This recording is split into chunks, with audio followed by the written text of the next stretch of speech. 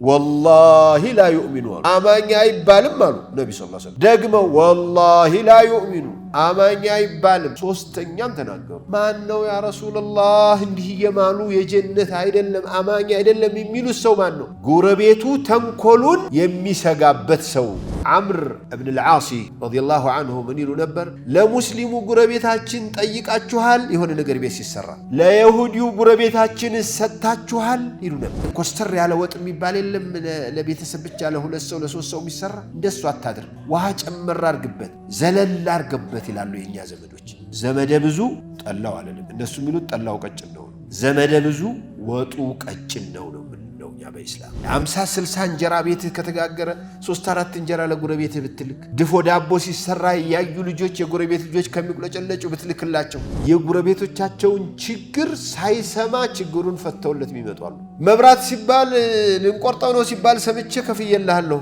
በስምኔ የከፈልኩት ልጆቹን ትምርት ቤት ይዘው ሚሄዱ ኑኑ እናንተ ተዋባታችሁ ሌላ ስራ አለው እናታችሁ ስራ አላት ይዘው ነው የሚሄዱ ጉረቤትን ሐቁን መጠበቅ ማለት አዛ ለማድረግ ማለት አይደለም አዛ ታድርገው ማለት ብቻ አይደለም አዛም ያረገው ከመጣ ቻለው ማለት ነው ይላል አቡ ሐኒፋ ሰካራም ጉረቤት ነበራቸው ሰካራም ሲሰክር ለጉረቤቱ እንዴት ነው የሚያረገው በር ይቆረቁራል የሱ በር መስሎት ያንተን በር ሊቆረቁር ይችላል ሚስቱ ሊደበድብ ይችላል ትጮሃለች ትሰቃያለች ይጫጫሃሉ ሰፈር ይረብሻል ይሰድብህ ይችላል አቡ ሐኒፋ ምንም ችግር አልነበራቸው ከለታት አንድ ቀን ይሄ ሰውዬ ድምጥ ጠፋ አረ የጉረቤታችን የጠፋሉ የጉረቤታችን አላህ አላቆናል ዝም በሉ አሏቸው ምን ነው ታሰረኩ ጉረቤቴ ታስሮ ነው የተኛው ታሉሳቸው ካባቸውን ለብሰው ባለስልጣኑ ሰፈር ያሰረውታል ጉረቤቶቻችን ጋር ያለን ግንኙነት እንዴት ነው አንዳንዱ ሙስሊም አይደሉም ባይሆኑስ የሙስሊም ጋር አትኖር አትጎራበት ተብለህ ታውቃለህ አዛ ያረጋኛል ታዲያ አዛ የሚያረግህን ጉረቤት ከቻልክ ነው ጀነት ነው የተባልከው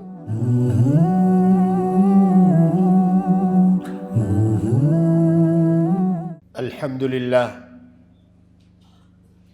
إن الحمد لله نحمده ونستعينه ونستغفره ونستهديه ونعوذ بالله من شرور أنفسنا وسيئات أعمالنا من يهديه الله فلا مضل له ومن يضلل فلا هادي له أشهد أن لا إله إلا الله وحده لا شريك له وأشهد أن سيدنا وحبيبنا وشفيعنا وقدوتنا محمدًا عبده ورسوله صلى الله عليه وعلى آله وأصحابه وسلم تسليماً كثيراً أما بعد أحبتي اتقوا الله سبحانه وتعالى حق تقواه ومن يتق الله يجعل له مخرجاً ويرزقه من حيث لا يحتسب أحبتي إخواني اتقوا الله في جواركم الجوار ليست عادات اجتماعية الجوار هي فريضة إسلامية وتوجيهات ربانية نص عليها القرآن الكريم وسنة النبي الكريم عليه أفضل الصلاة وأزكى التسليم فالجوار يقول الله سبحانه وتعالى عنها في كتابه وقضى ربك ألا تعبدوا إلا إياه وبالوالدين إحسانا وبذي القربى واليتامى والمساكين ويقول الحبيب عليه الصلاة والسلام ألا أنبئكم بمن تحرم عليه الجنة قالوا بلى يا رسول الله قال الذي يؤذي جاره ذكرت عند الحبيب صلى الله عليه وسلم امرأة تكثر من نوافل الصلاة والصوم ولكنها تؤذي جيرانها فقال عليه الصلاة والسلام هي في النار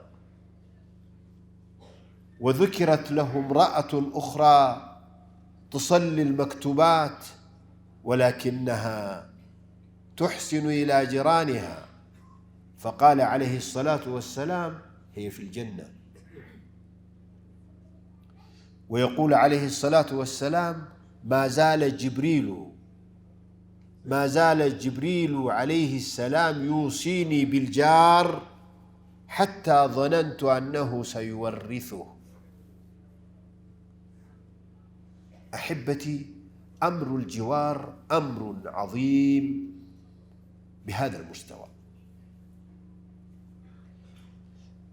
ما هو أنواع الجوار من حيث القرب والبعد؟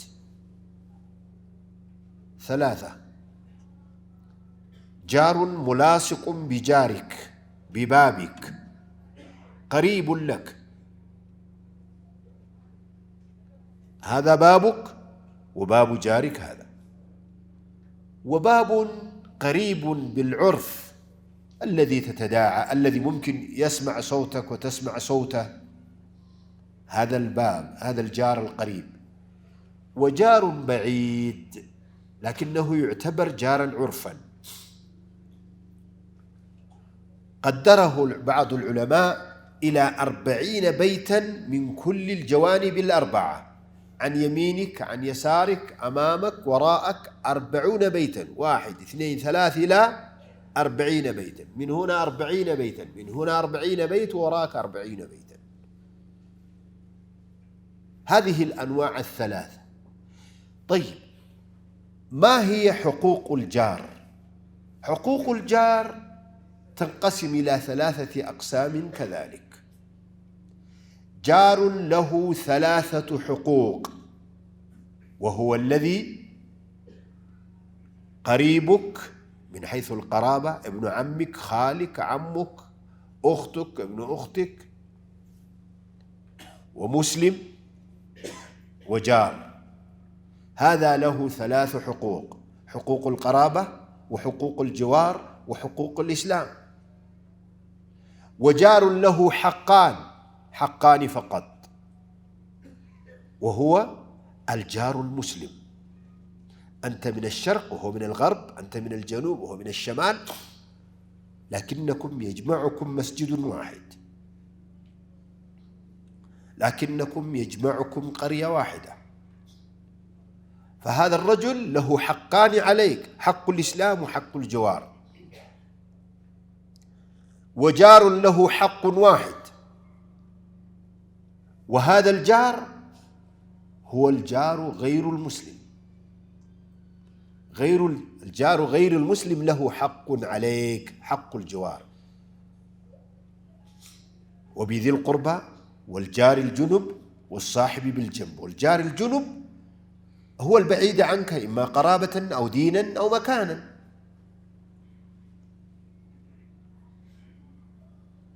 أنواع الجوار كذلك 3.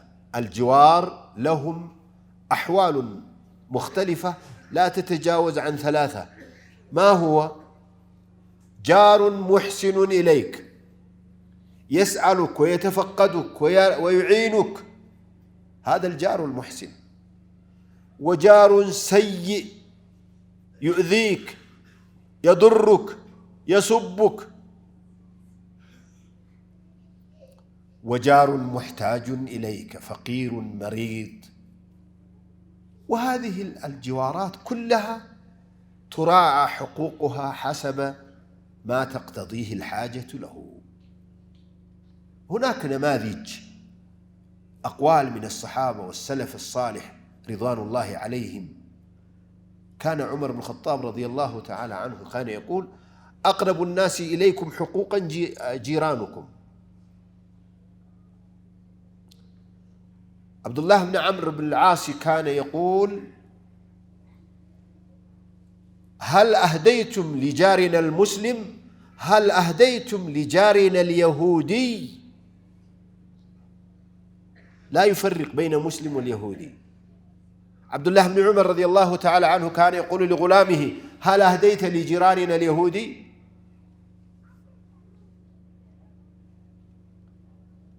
حسن البصري كان يقول: حسن الجوار ليست كف الأذى فقط، بل حسن الجوار أن تصبر على أذى الجار. هناك نماذج نقلت عن الإمام أبي حنيفة رحمه الله. كان له جيران سكير، يسكر وهو في جاره ويؤذيه ولما يسكر يدق بابه يضرب ويصيح عليه. في يوم من الأيام ما في صوت. أبو حنيفة سأل: وين جارنا هذا؟ قالوا له: الحمد لله ريحنا الله. إيش فيه؟ مات؟ قال: لا، العسكري جاء أمس وأخذوه لأنه يؤذينا ويؤذي الآخرين. فقال الإمام في الليل، قام الإمام ومشى إلى الوالي في الليل، دق باب الوالي فقال له: ما حاجتك يا إمام؟ قال: جاري في السجن. أصدر الوالي أمره أن يطلق هذا السكير ومن معه احتراما للإمام أبي حنيفة. وهذا السكير كان يقول في الليل: أضاعوني وأي فتى أضاعوا. كان يسمع أبا حنيفة. فلما فك من السجن وأتى به فقال له: هل أضعناك يا فتى؟ قال له: والله أحسنت إلينا. يحكى أن هذا الرجل أصبح من الصالحين بعد هذا اليوم. أبو حنيفة ليس هذا فقط، كان له جار آخر حداد يدق الباب، يدق الحديد، ولم يسمع الصوت. سأل، قال لهم: أين هذا الحداد؟ ما أسمع صوته. قالوا له: مريض من كذا. أبو حنيفة قام ومشى وزاره وأكرمه بهدايا، ثم قال له: ما تأسفت بأمالك هذا؟ فقال المريض: يا إمام، أنا كنت أحس أننا آذيناك بأصواتنا هذه، وإلى هذا الحد تهتم بنا؟ قال: لا، بل أستمتع، بل أرتاح لما تكون أنت عاملا. فالوصية بالجار في الإسلام من آكد الوصايا، بل هو الميزان الحقيقي. النبي صلى الله عليه وسلم يقول في الحديث الصحيح: والله لا يؤمن، والله لا يؤمن، والله لا يؤمن 3 مرات. قالوا له: يا رسول الله، من الذي لا يؤمن؟ من لا يأمن جاره بوائقه، شره، كيده. من لا يأمن جاره بوائقه لا يمكن أن يقال له مؤمن.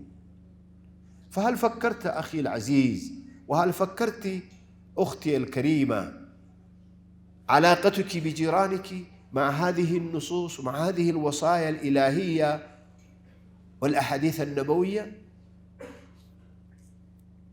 أرجو أن تفكروا في هذا وتعدلوا ما كدر، حتى يأجرنا الله عز وجل ويحشرنا مع الذين أنعم الله عليهم من النبيين والصديقين والشهداء والصالحين، ويجعلنا في جوار سيد المرسلين عليه أفضل الصلاة وأزكى التسليم. أقول قولي هذا وأستغفر الله العظيم لي ولكم ولسائر المسلمين من كل ذنب فاستغفروه، إنه هو الغفور الرحيم والبر الجواد الكريم. الحمد لله رب العالمين، وحسن العاقبة للمتقين، ولا عدوان إلا على الظالمين، والصلاة والسلام على أشرف الأنبياء والمرسلين، سيدنا وحبيبنا وشفيعنا وقدوتنا محمد وآله الطيبين وصحابته الغر الميامين ومن تبعهم بإحسان إلى يوم الدين. أما بعد، أحبتي، بزاري خطبة ما استواسي فلكوت ሁላችንም ያለንበት ግን ምን ያህል ሐቁን ተወተናል ሁላችንም ጥያቄ ውስጥ ልንኖር የምንችልበትን ጉዳይ ነው። እሱም የጉርብትና ጉዳይ። ጉርብትና በኢስላም ዝም ብሎ የማህበራዊ ኑሮ ብቻ መስሎን ልናየው አይገባም። ጉርብትና የአላህ ሕግ ያለበት፣ ቁርአንና ሐዲስ በሰፊው የተቹበት፣ ሰለፎችም በተግባር ያዋሉት ኢስላማዊ ሕግ ነው። ስለዚህ ጉርብትናን በኢስላም ቁርአን የራሱን ሐቅ ነግሮ ወቀዳ ረቡከ አላ ተዕቡዱ ኢላ ኢያህ ብሎ ካለሱ ማንንም እንዳታመልኩ ወስኗል አላህ ብሎ በወላጆቻችሁም ሐቅን መወጣት እንዳለባችሁ ወስኗል ብሎ ቀጥሎ ምን አለ? ወቢዚል ቁርባ ይላል። ወልጃሪል ጅኑቢ። ስለዚህ ዝምድናንም ጉርብትናንም አብሮ ነው ያመጣው አላህ። ጉርብትና የዝምድናን ሐቅ ይውሰድ ይለኛል ብዬ ጅብሪል እስከምፈራው ድረስ በጣም ነዝንዞኛል፣ ጨቅጭቆኛል፣ በጣም አደራ ብሎኛል አሉ። ማዛለ ጅብሪሉ ዩሲኒ አለቀቀኝም እየመከረኝ አደራ እያለኝ የጉረቤትን ጉዳይ ሐታ ظነንቱ አነሁ ሰይወርሱሁ ጉረቤት ጉረቤቱን ይውረስ፣ ጉረቤቱ ሲሞት አጠገቡ ያለው ጉረቤት ይውረስ ንብረቱን ይላል ብዬ እስከምጠብቅ ድረስ ጅብሪል አደራ ብሎኛል አሉ ረሱል ሰለላሁ ዐለይሂ ወሰለም። ቁርአን ነሳለው እኮ የሚወርስ ማን እንደሆነ ቁርአን በግልጽ አስቀምጧል። ግን የጉርብትናን ጉዳይ በጣም ሲደጋግምብኝ ጊዜ ምናልባትም ለውጥ ሊመጣ ይችል ይሆናል፣ ጉረቤት ጉረቤቱን ይውረስ የሚል መመሪያ ሊወርድ ይችል ይሆናል ብዬ እስከምሰጋ ድረስ ነው ብለዋል። ጉርብትና ረሱል ሰለላሁ ዐለይሂ ወሰለም በሌላ ሐዲታቸው አላህ ጀነትን እርም ያደረገበት ሰው ማን እንደሆነ ልንገራችሁ አሉ። አዎ ይንገሩን ያ ረሱላህ፣ እነሱ ጋር እንዳንሆን እዚያ ውስጥ እንዳንገባ ጉረቤቱን አዛ የሚያረግ ነዋ አሉኝ። ፋይልህን አስታወስክ? ጉርብትናህ ላይ ያለውን ዶክሜንትህን ትዝ አለህ? አስታውሱ። አንድ ሴት ነቢዩ ጋር ዓለይሂ ሰላቱ ወሰላም ታሪኳ ተነገራቸው። ሶላተኛ ናት፣ ጾመኛ ናት፣ ግን ከጉረቤቶቿ ጋር ሰላም አይደለችም፣ ጉረቤቶቿን ታሰቃያለች አሏቸው። هي في النار እሷ እሳት ናት። በግልጽ የሌላ ሴት ታሪክ ተነገራቸው። እቺ ሴት ፈርዱን ነው የምትሰግደው፣ እንደው ግዴታዋን ነው እንጂ ነፍል ላይ ብዙም የላትም፣ ትርፍ ነገር ብዙ የላትም፣ ግን ለጉረቤቶቿ ወርቅ ናት፣ እናት ናት አሏት። هي في الجنة ለጀነት በቂዋ ነው ይያሉ። ወላሂ ላ ዩእሚኑ አሉ፣ አማኝ አይባልም አሉ ነቢ ስ ሰለም። ደግመው ወላሂ ላ ዩእሚኑ አማኝ አይባልም። ሶስተኛም ተናገሩ። ማን ነው ያ ረሱላላህ እንዲህ እየማሉ የጀነት አይደለም አማኝ አይደለም የሚሉት ሰው ማን ነው? ጉረቤቱ ተንኮሉን የሚሰጋበት ሰው፣ ይሄን ጉረቤትን እያለ አላምነውም ብሎ የሚጨነቅ፣ ዛሬ ደግሞ ምን ያመጣብኝ ይሆን፣ ዛሬ ደግሞ ጎርፍ ይለቅብኝ ይሆን፣ ዛሬ ደግሞ ሽንት ቤት ይለቅብኝ ይሆን፣ ዛሬም እንዲህ ያረግብኝ ይሆን እያለ የማያምነው ሰው፣ ጉረቤቱ የማያምነው ሰው አማኝ አይደለም። ረሱል ዓለይሂ ሰላቱ ወሰላም ይህን ያህል ያከበዱበት ጉርብትናን ሰሓባዎች በደንብ ነበር አደራ የሚሉት። ዑመር ብን ኸጣብ በእናንተ ዘንድ ሐቁ ያለባችሁ ቅድሚያ የሚሰጣቸው እነማን እንደሆኑ ታውቃላችሁ? ጂራኑኩም አቅረቡ ናሲ ኢለይኩም ሕቁቀን ጂራኑኩም ይሉ ነበር። ጉረቤቶቻችሁ ናቸው። ዓምር እብን ልዓሲ ረዲየላሁ አንሁ ምን ይሉ ነበር? ለሙስሊሙ ጉረቤታችን ጠይቃችኋል? የሆነ ነገር ቤት ሲሰራ ለይሁዲው ጉረቤታችን ሰጥታችኋል? ይሉ ነበር። ነቢ ዓለይሂ ሰላቱ ወሰላም አቡ ዘር ነዓም ኢዛ ጠበኽተ መረቀተን ፈአክሲር ማአሃ ወተዓሃድ ጂራነክ፣ መረቅ ስትሰራ ዝም ብለህ ይሄ ኮስተር ያለ ወጥ የሚባል የለም ለቤተሰብ ብቻ ለሁለት ሰው ለሶስት ሰው የሚሰራ፣ እንደሱ አታድርግ። ውሃ ጨመር አድርግበት፣ ዘለል አድርግበት ይላሉ የኛ ዘመዶች።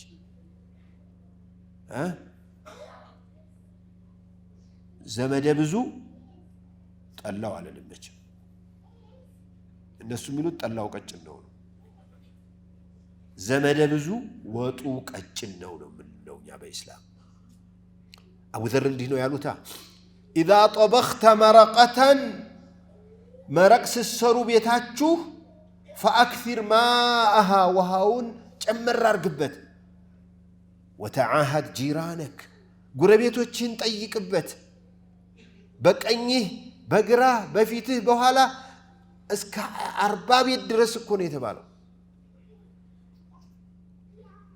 አብዱላህ ኢብኑ ዑመር ባሪያቸውን የሆነ ነገር አርደህ አስተካከል ምናምን ሲሉት هل اهديت لجارنا اليهودي ለይሁዲው ጉረቤታችን ልከሃል ለይሁዲው እኛ ገር ብዙ ያይሁድ የለም ክርስቲያን ግን አለ ብዙ እምነት የሌላቸው ሰዎች አሉ ጉረቤቶች አሉ ብርቱካን ይዘህ ስትገባ ሙዝ ይዘህ ስትገባ ላክላቸው ስጋ እንኳን እኛ ገር አይበሉም ምትልክላቸው አይበሉም ሙስሊሙም ብዙም ደስ አይለውም ቢመጣለት ግን ሌላ ሊበሉት የሚችሉ 50 60 እንጀራ ቤት ከተጋገረ 3 4 እንጀራ ለጉረቤት ብትልክ ድፎ ዳቦ ሲሰራ ያዩ ልጆች የጉረቤት ልጆች ከሚቁለጨለጩ ብትልክላቸው ጉርብትና ለሶስት ይከፍሉታል ሐቁን በተመለከተ የጉርብትናን ሐቅ በተመለከተ ለሶስት ይከፍሉታል አንደኛው ሶስት ሐቅ ያለው ጉረቤት አላሉ ዘመድ ጉረቤት ሙስሊም የሆነ ሁለተኛው ሁለት ሐቅ ያለው አለ ዘመድህ አይደለም ግን ጉረቤትህ ነው ሙስሊም ነው አንድ ሐቅ ያለው ጉረቤት አለ እሱ ማን ነው ሙስሊም ያልሆነ ጉረቤትህ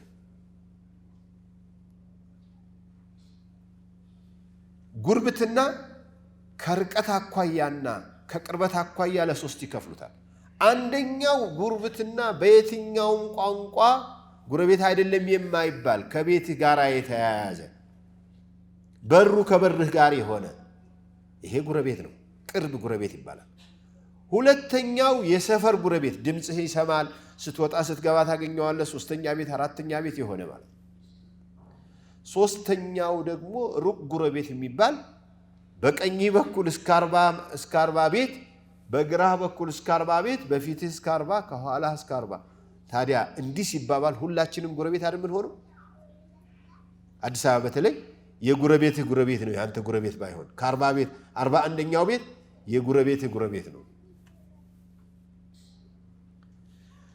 ጉረቤቶች ካኗኗር አኳያ ለሶስት ይከፈላሉ ይላሉ ዑለማዎቻችን አንደኛው ጥሩ ጉረቤት አለ የሚረዳህ የሚተባበርህ አንተ ሳትሄድ እሱ ቀድሞህ የሚመጣ ያንተን ችግር ቀድሞት የሚሸከም እንዲህ ሊሆን ነው አሉ ይሄ ወንድሜ ተመጎዳቱ በፊት አንዳንዶቹ የጉረቤቶቻቸውን ችግር ሳይሰማ ችግሩን ፈተውለት የሚመጣሉ መብራት ሲባል ልንቆርጠው ነው ሲባል ሰምቼ ከፍየልሃለሁ በስምህ ነው የከፈልኩት ልጆቹን ትምህርት ቤት ይዘው የሚሄዱ ኑኑ እናንተ ተው አባታችሁ ሌላ ስራ አለው እናታችሁ ስራ አላት ይዘው ብለው የሚሄዱ ሌላ ደግሞ ጉረቤት አለ እሾህ የሆነ ክፉ የሆነ አዛ የሚያረግ የሚያስቸግር ሰካራም አረ የሚሰርቅም ሊኖር ይችላል ሶስተኛው ከዚህም አይደለም ምንም አቅም የሌለው መንቀሳቀስ የማይችል ድምጹ የማይሰማ ተኝቶ የረዳት ያለህ የሚል የሚርበው የታረዘ የተቸገረ አንገቱን ደፍቶ መከራ የሚያይ ሁላቸውንም እንደ ሁኔታው መኖር ያስፈልጋል ለዚህ ነው የሰለፎችን አኗኗር አንድ ሁለት ማንሳት የፈለኩት ሐሰኑል በስሪ ጉረቤትን ሐቁን መጠበቅ ማለት አዛ ለማድረግ ማለት አይደለም አዛ ታድርገው ማለት ብቻ አይደለም አዛም ያረገህ ከመጣ ቻለው ማለት ነው ይላሉ ይሄንን አቡ ሐኒፋ በተግባር አሳይተው ነገሩ አቡ ሐኒፋ ሰካራም ጉረቤት ነበራቸው ሰካራም ሲሰክር ለጉረቤቱ እንዴት ነው የሚያደርገው በር ይቆረቁራል የሱ በር መስሎት ያንተን በር ሊቆረቁር ይችላል ሚስቱ ሊደበድብ ይችላል ትጮሃለች ትሰቃያለች ይጫጫሃሉ ሰፈር ይረብሻል ይሰድብህ ይችላል አቡ ሐኒፋ ምንም ችግር አልነበራቸው ከለታት አንድ ቀን የሰውዬ ድምጥ ጠፋ አረ የጎረቤታችን ይጠፋሉ የጎረቤታችን አላህ አላቆናል ዝም በሉ አሏቸው ምን ነው ታሰረኩ ጎረቤቴ ታስሮ ነው የተኛሁት አሉሳቸው ካባቸውን ለብሰው ባለስልጣኑ ሰፈር ያሰረው ቦታ ሄደው ምን ነው በር ቆርቆሩ መሲ ከፍት ሰውዬው ማን እሳቸው ናቸው ምን ሆኖ ኢማም ሼክ ምን ሆነው ነው አረ ጎረቤቴ ታስሮብኝ ማን ይባላል ገሌ በሉ እሱን ብቻ አይደለም ከሱ ጋር የታሰሩት በሙሉ ለኢማሙ ሲባሉ ይፈቱ ብሎ አስፈትተው ወጡ ይሄ ሰካራም ሰውዬ በሰከረ ጊዜ አዳዑኒ ወአየፈተና ضاعوا ليوم كريهاتين ይልነበረ አይ እንዴት ያለው ወጣት አከሰሩኝ እኮ እንደው ጣልጣል አደረጉኝ ይያለ ይቀላልድ ነበር ሰክሮ ነው ከዚያ ሲመጣ ምን አሉት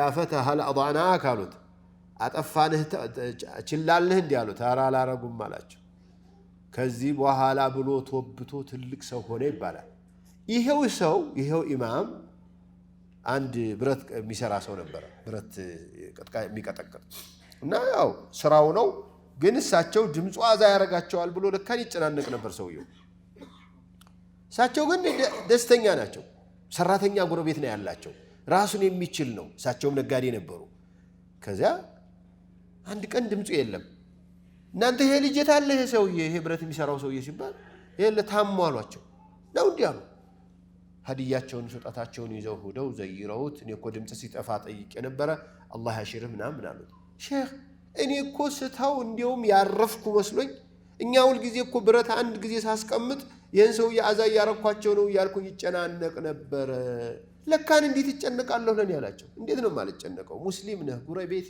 ነህ እንዴት ነው ላንተ ማለት ጨነቀው አሉት ይባላል ወንድሞቻችን እህቶቻችን እኔ እነዚህን ነገሮች ማንሳት የፈለኩት እኛ ጉርብትና ላይ ምን ይሃል ነን ጉርቤቶቻችን ጋር ያለን ግንኙነት እንዴት ነው አንዳንዱ ሙስሊም አይደሉም ባይሆኑስ እንዴ ሙስሊም ጋር አትኖር አትጎራበት ተብለህ ታውቃለህ አዛ ያረጋኛል ታዲያ አዛ የሚያረግህን ጉርቤት ከቻልክ ነው ጀነት ነው የተባልከው አንተማ አዛ እንዳታድር እንዴት ሙስሊም ሆኖ المسلم من سلم المسلمون من لسانه ويده مسلم እኮ እጁም ምላሱም ማንንም አይነካም ስለዚህ የእስልምና መመዘኛዎች አንዱ የጉረቤት ነው ትክክለኛ ምስክርነቱ ጉረቤት የመሰከረለት ምስክሮቻችንን አላህ Subhanahu Wa Ta'ala ዘንዳ ሄደው በእኛ ላይ ከመመስከራቸው በፊት ይህን ጊዜ መሐከል ላይ ያሉትን ኺላፎቻችንን አንስተን ያልታረቁ የተጣሉ ካሉ አስታርቀን የተቸገሩ ካሉ ረድተን የኢስላምን ትልቅነት ማሳየት ያስፈልጋል ማለት ነው صلوا وسلموا على الهادي البشير والسراج المنير كما أمركم بذلك اللطيف الخبير حيث يقول إن الله وملائكته يصلون على النبي يا أيها الذين آمنوا صلوا عليه وسلموا تسليما ويقول الحبيب محمد صلى الله عليه وسلم من صلى علي مرة واحدة صلى الله عليه بها 10 اللهم صل على محمد وآل محمد كما صليت على إبراهيم وآل إبراهيم وبارك على محمد وآل محمد كما باركت على إبراهيم وآل إبراهيم في العالمين إنك حميد مجيد وارض اللهم عن الخلفاء الراشدين وعن أصحاب رسول الله أجمعين وعنا معهم بعفوك وكرمك يا أكرم الأكرمين ويا أرحم الراحمين اللهم انصر الإسلام والمسلمين اللهم أعز الإسلام والمسلمين واحمي حوزة الدين ربنا إننا ظلمنا أنفسنا وإن لم تغفر لنا وترحمنا لنكونن من الخاسرين ربنا آتنا ما وعدتنا على رسلك ولا تخزنا يوم القيامة إنك لا تخلف الميعاد اللهم احشرنا مع الذين أنعمت عليهم من النبيين والصديقين والشهداء والصالحين وحسن أولئك رفيقا ربنا آتنا في الدنيا حسنة وفي الآخرة حسنة وقنا عذاب النار وآخر دعوانا أن الحمد لله رب العالمين